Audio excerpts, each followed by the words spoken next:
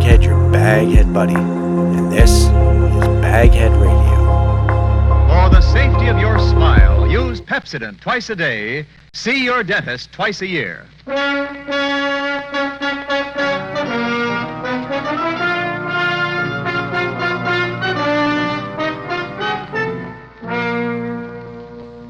Lever Brothers Company presents the Pepsodent program, The Adventures of Philip Marlowe, starring Van Heflin.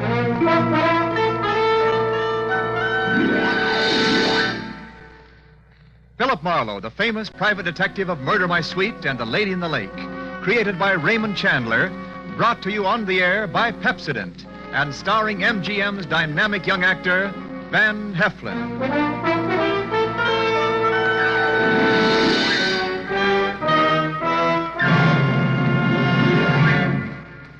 Now, families all over America have named their favorite toothpaste. New Pepsodent with Irium.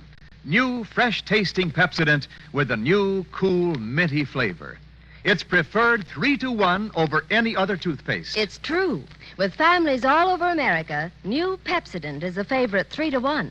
Families from coast to coast recently compared new Pepsodent with the toothpaste they were using at home. They preferred new Pepsodent by an overwhelming average of 3-to-1 over any other brand they tried. These families, 3-to-1, said new Pepsodent tastes better, makes breath cleaner, makes teeth brighter. Yes, families 3-to-1 say new Pepsodent tastes better, makes breath cleaner, makes teeth brighter. Get new Pepsodent toothpaste for your family right away. Now, Van Heflin in The Adventures of Philip Marlowe.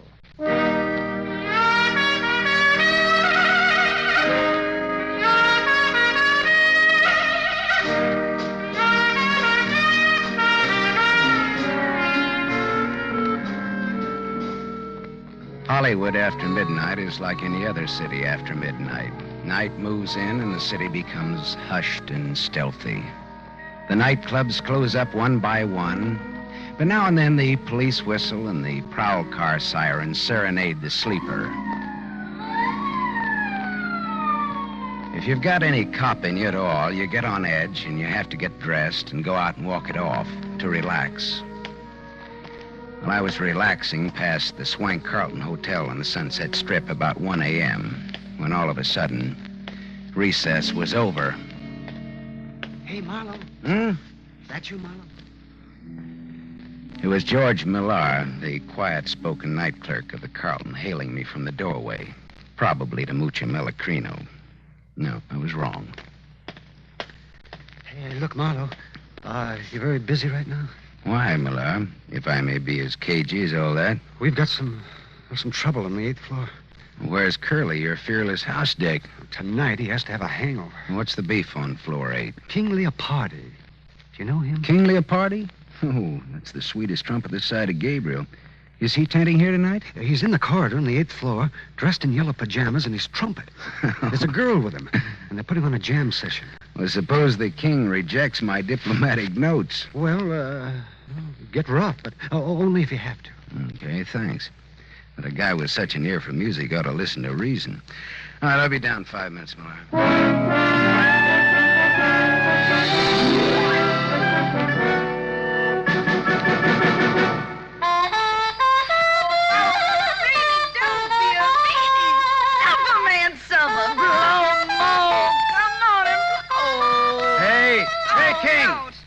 King, that's all, boy. Oh, suffer, out, mellow, king and yellow, more schmozzerino, more. I said, all right, King, the party's over. Hey! Were you addressing me, peasant? I said, wrap it up, can it? Put it on ice. The show is over. Ha! Conk him, King. King Conk, that's what he is, King Conk. Let him have it, King. Fanfare to a nosy house dick, as follows. All right, now look, Yellow Pants, wrap up your bugle and buzz off. Now hit the grit. Oh, you're tougher than a 40-cent steak, aren't you? Well, this'll make you soft and tender. Here!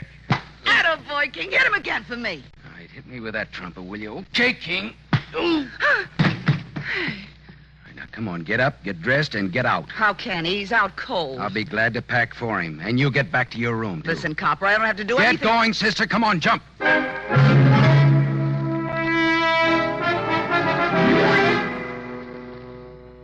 The door to room 815 was ajar. I went in and began tossing a lot of that yellow silk that the king liked so well into his suitcases.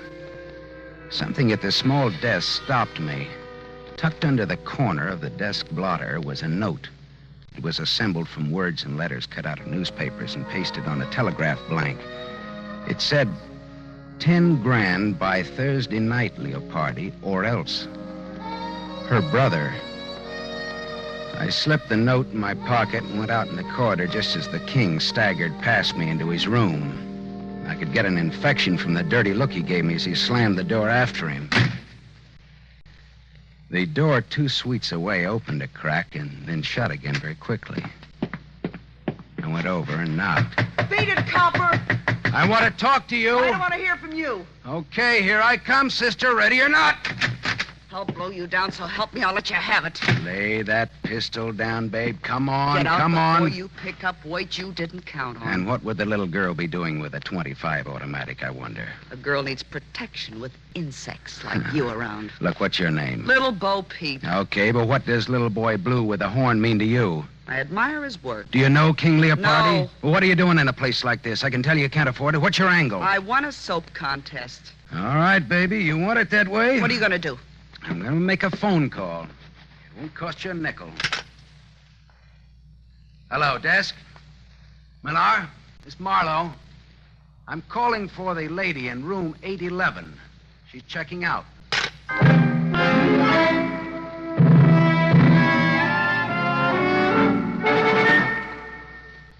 I had a little trouble up there, Millar. Your 2 noisy guests will be checking out any minute. Okay? Oh, well, I hate for things to happen on my shift. Well, the king bopped me with his bugle, and the girl had a gun. Gee, nice people. Yeah, how come you put a floozy like that girl so close to the king? Well, I didn't. Another Quillen, thing. the day man did. Look, there was a receipt for rent to Miss Marilyn Delorme on the telephone table in her room. Well, that wasn't the name she gave Quillen. Apartment 211, Ridgeland Apartments, Cord Street, L.A. She lives right in town in a cheap neighborhood, but she checks in here at a price she can't afford and gives a phony name. Now, why? Why?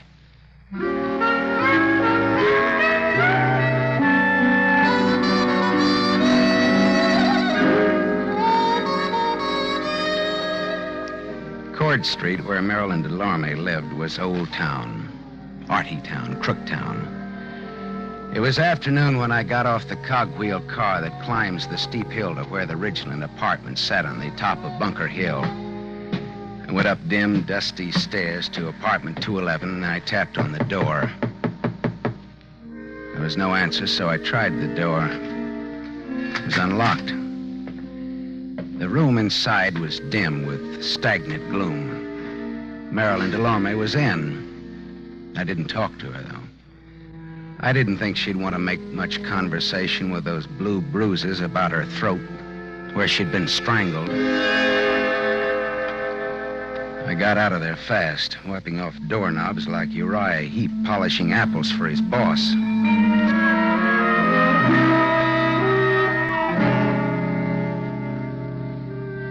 I found King Leopardi at his job at the Club Belvedere. He was relaxing at a table in the bar with a kind of a girl commonly referred to as a knockout. She looked tall, and her hair was the color of a brush fire seen through clouds of dust. I pulled in my chin and then walked over to the table. Hello, Leopardi, old maestro. You remember me? I'm sorry, I can't say that. Why, you dirty keyhole snooper. King, please don't start anything You again. left a certain little note in your hotel room last Get out, night. dime a dozen. That wasn't all. That dame with you I last said night. beat it. King, sit down. Beat it and take this with you. There's not much snap in that punch, King. Would you like to try it again? I have had some drinks. I'll see you later when I'm okay. See you later, too, Dolores, after the floor show. I'm sorry, Miss... Sit down. You've made us conspicuous enough as it is. Now, wait a minute. Sit Look, down. All right, thanks. Well, that's what I get for being a little gentleman and letting him pepper me without a comeback. No, he's always spoiling for a fight. The king just can't control his dukes, can he? You better have a drink. All right. Coke with bitters. That's what I love about Hollywood. You meet so many eccentrics. Yeah, but you see, I'm the kind of a guy who starts with a short beer and wakes up in Shanghai with a full beard. Is this on me or is it on you? Well, that depends. Well, how's champagne? Mum's cordon rouge, shall we say, huh? It's on you. It's on me. Coke with bitters. How did you get to know King Leopardi? Oh, I just happened to throw him out of his hotel last night. Oh, house detective, huh? No, filling in for a friend. Philip Marlowe, private investigator's the general tag. Oh. How did you happen to get to know the king? I once sang in his band, but not for long.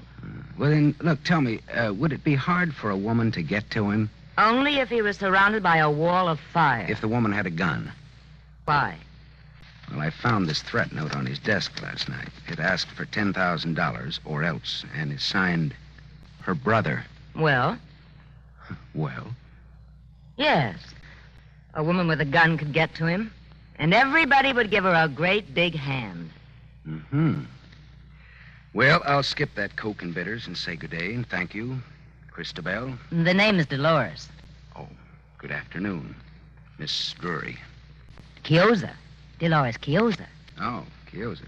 Fare thee well, Miss Chiozza. Formal, aren't you? So long, Dolores. So long, Philip. If I hear of anything, I'll toss it your way.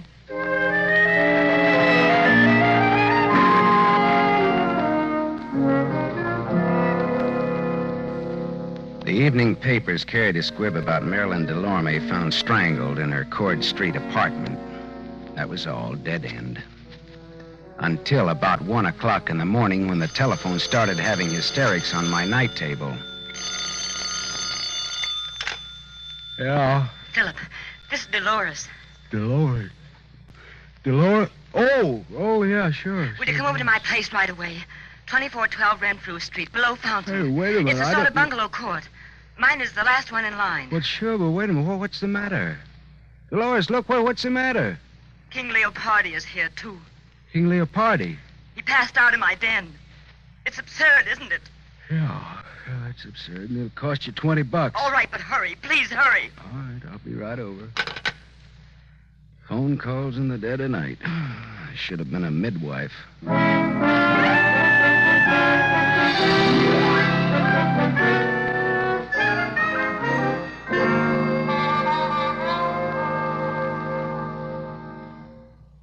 Oh, come in, Philip. I'm sorry I woke you at this hour. That's okay. I always get up around this time anyhow to take my bitters and answer phone calls. Where is he? May I have a cigarette? Sure. Thanks. Right.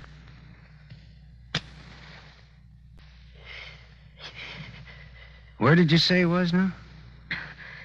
In my den. Oh, Philip. Philip, he isn't drunk at all. Did you really think he was drunk? He's dead. What? The king is dead. Long live the... With my gun. Well, good for you. The lady wins the large Cupid doll. Hey, come on, let's go and look at him.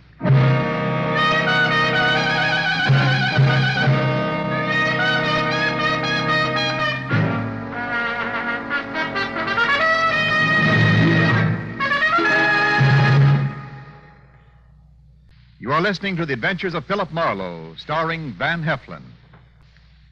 Yes, families all over America have named their favorite toothpaste. New Pepsodent with invigorating Irium foam.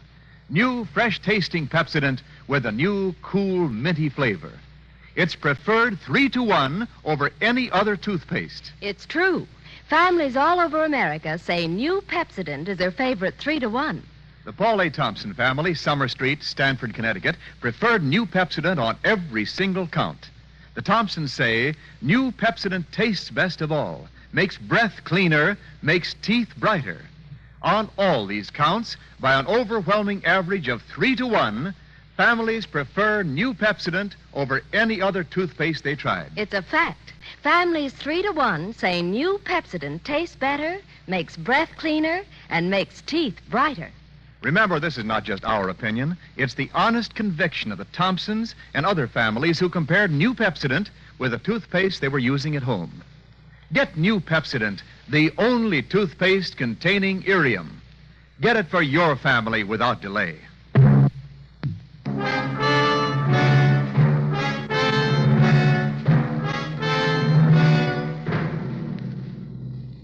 We continue with The Adventures of Philip Marlowe, starring Van Heflin, who appears by arrangement with Metro-Goldwyn-Mayer. Producers of The Huckster, starring Clark Gable.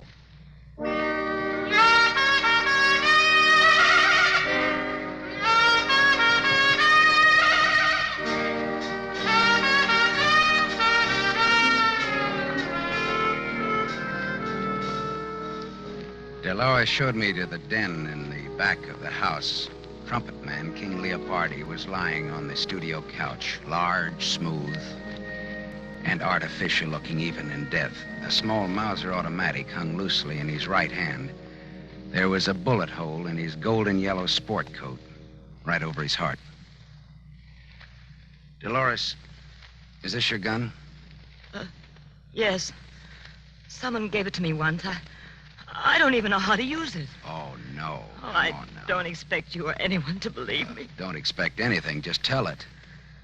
Well, I was out late. I sing at KFQC on a late 15-minute program. Agatha and I got home about 11:30. Who's Agatha, the cat? My maid. I came into the den for some liquor and fizz water and found him. Like that. I sent Agatha home so she wouldn't find him. Finally, I thought of calling you. Well, he got in here. How? I don't know. Were you ever in love with him? The king never loved anyone. I asked if you loved him. I hated everything about him. It's even better to tell the cops that is but copacetic. But I can't help it. It's the truth. Dolores, look. Go on out in the other room and buy yourself a drink. I want to be alone here with tall, dead, and handsome. Go on now, huh?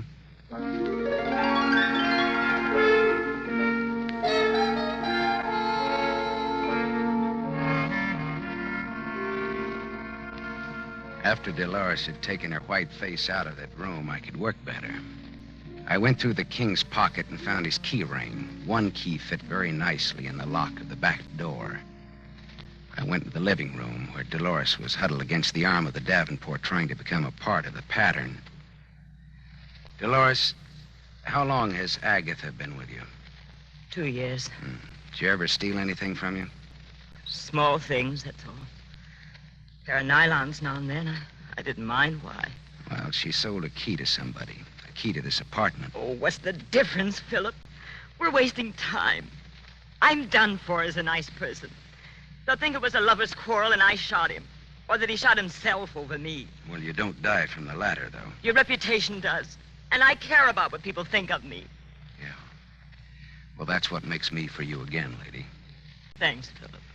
Now, look, suppose you give me a description of Agatha and tell me where she lives. I want to talk to her. Tonight.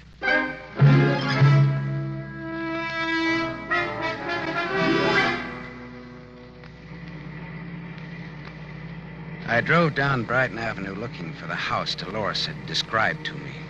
All at once, I slammed on my brakes. In the driveway of a vacant house stood a small coupe. Dolores had described Agatha's car, and that was it. And Agatha did not live in an empty house. I got out and walked up the gravel driveway and looked into the car. And then I got back in my own car and drove until I found an all-night drugstore. I phoned Detective Lieutenant Ibarra. Hello, Ibarra. Write this down. Brighton Avenue, 3200 block, west side. Driveway of empty house. Car parked with dead woman in it. When alive, answered to the name of Agatha. Strangled.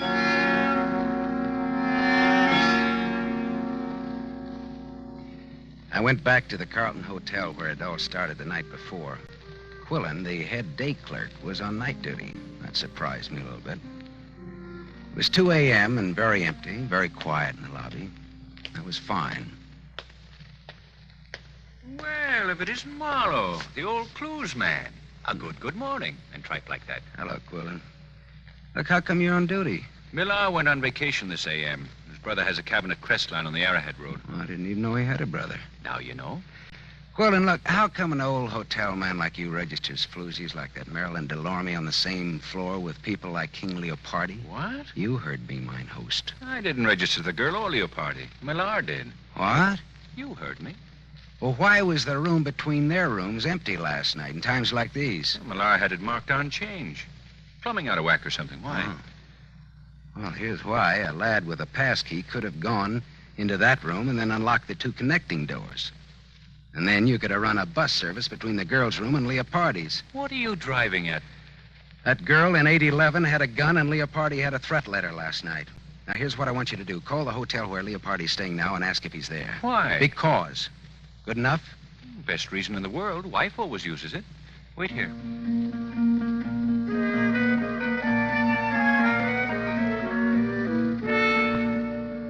In about 3 minutes, Quillen came back and leaned on the counter again. Leopardi isn't there. I talked to a guy in his suite who was almost sober. He said Leopardi got a call about 11 from some girl. What girl? Well, he didn't know.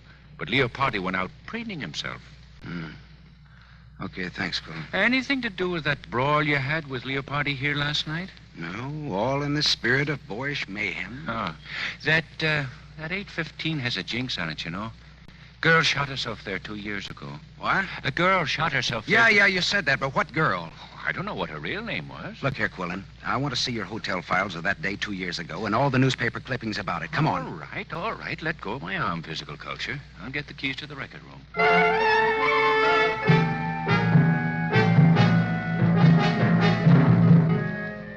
I read the hotel files of that day 2 years ago, and I read the newspaper clippings of that suicide in 815. Then I asked Quillen just where George Millar's brother had his cabin in the mountains.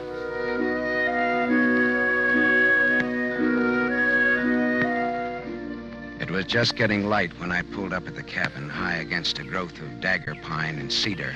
Smoke was curling from the chimney. Someone was awake.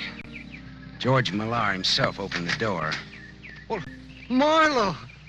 Well, gee, it's good to see you. How'd you ever find us up here? How about some bacon and eggs? The answer in my brief Marlowe morning manner is yes. Well, that's swell. I'll wake up my brother and we'll all eat together, huh? You don't have to wake me up. I'm up. Oh, hello, Gaff. Who's your friend, George? Oh, Gaff, this is Philip Marlowe. You've heard me talk of him. How are you, Marlowe? Gaff Tally. That the name? Yeah, my brother. That's his fighting name. He used to be a heavyweight boxer. Fighter. Boxers dance. Fighters fight. Let's get coffee started, huh? Marlowe's hungry. Yeah, say, I've had a busy night. King Leopardi's been bumped off.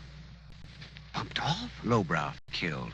Vernacular for murder. The king is dead, though. Where? How did? In a girl's apartment. Nice girl, too. The old suicide gag. But it could ruin the girl. Oh, gee, that's lousy. Yeah, but it won't work. It was murder. What makes you think it was murder? Well, Gaff, the way I cased the job, the kill was supposed to have been pulled in his room 815 at the Carlton Hotel night before last. Is that a fact now? Yeah. I spoiled it by giving the king the merry heave-ho before the girl in 811 could get to him. Didn't I, George? I guess you did, Marlowe. Yeah. Of course, it would have been poetic justice if King Leopardi had been killed in the same room where a girl committed suicide 2 years ago, registered as Mary Smith. Usual name, Eve Tally. Did you hear that, Gaff Tally? Eve Tally. I heard it, Marlowe. So he had a sister named Eve, shot herself in 815 at the Carlton. So what? So, George here told me that Quillen registered that professional gun girl in 815 night before last. Oh, no. George registered her. So? So George kept the room between the girl and Leopardi vacant. When everything was quiet, he'd open the communicating doors, and Marilyn Delorme would walk into the king's room, muffle her .25 in a pillow, and shoot the king in his sleep. How am I doing, boys? Fine, Marlowe. How am I doing? Gaff, put away that gun. I'll bet you even checked on 118 Cord Street. I found Marilyn Delorme strangled. She knew too much. For a few bucks, you boys got Agatha to call Leopardi last night from the radio station and pretend she was Dolores with an interesting invitation. The king always had a yen for Dolores, and he came running. You shot the king before Dolores came home and left him in her den. Then Gaff got rid of Agatha. She knew too much, too. Leopardi was the worst kind of a rat, Marlowe. We loved our sister. She fell for him, and he threw her out. She killed herself. Now, what would you do, Marlowe? Take his gun, George. Don't get between us or behind him. His 45 goes right on through. I'll have to take your gun, Marlowe. Well, always treat it like your own, won't you, George? Got it, George? I've got it. Stand out of the way. Does it have to be this way, Gaff? Yeah, it has to be this way. Sure, George and Gaff, the avengers of innocent girlhood in their righteous indignation. Shut up, Marlowe. Lynch mobs, tar and feather merchants, and other laws unto themselves take notice. George and Gaff, they wrote the book. Say your prayers, Big Mouth. Hey, Gaff, there's been enough killing. Get out of No, the way. Gaff, I won't. I swear I'll let you have No, it, too. Gaff! I'm warning you. Goodbye, Gaff.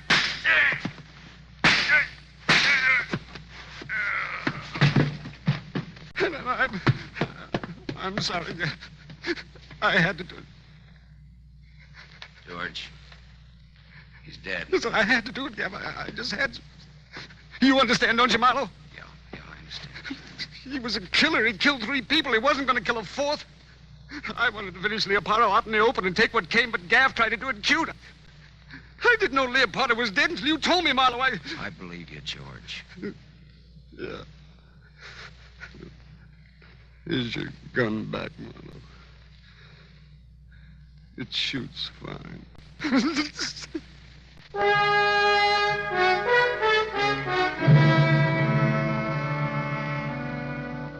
I put in a big pitch for George at headquarters. After all, he hadn't killed anybody except Gaff, and that was in self-defense and in defense of an unofficial copper named Marlowe. He won't get off scot-free, but he won't inhale cyanide either at the taxpayer's expense. After I talked to Ibarra at headquarters, I telephoned Dolores Quiosa. I didn't give her the sordid details, but just told her not to worry, that she was in the clear. Philip. Oh, thank you, Philip. I'm so relieved. I'm so grateful. I'm so thirsty. Well, come on over then. Hey, wait a minute. Now, is this fiesta on you or is it on me? Why? Well, I mean, do I drink Coke and bitters or Cordon Rouge? It's on me. All right, then champagne it is, baby. But look, let me bring the glasses, huh?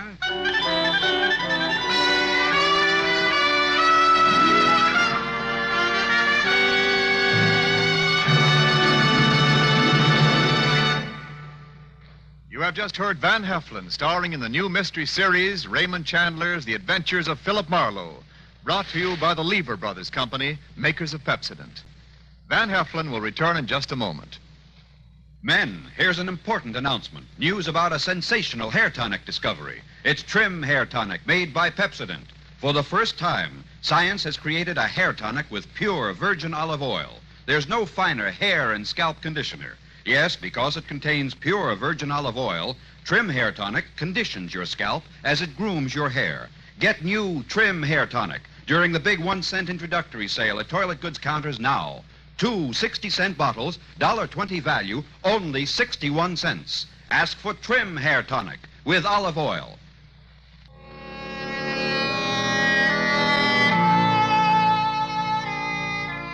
Now, concerning next week's show, here's our star, Van Heflin.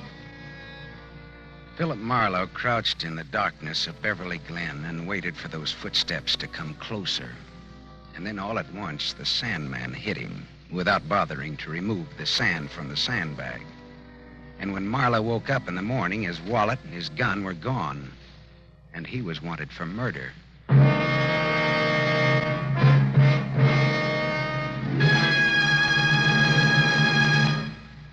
Tonight's story was adapted by Milton Geiger from The King in Yellow by Raymond Chandler, creator of Philip Marlowe, the screen's most famous private detective. The original music was composed and conducted by Lynn Murray. This is Wendell Niles inviting you to listen again next week at the same time to another exciting mystery on the adventures of Philip Marlowe, starring Van Heflin with a distinguished cast. This is NBC, the National Broadcasting Company.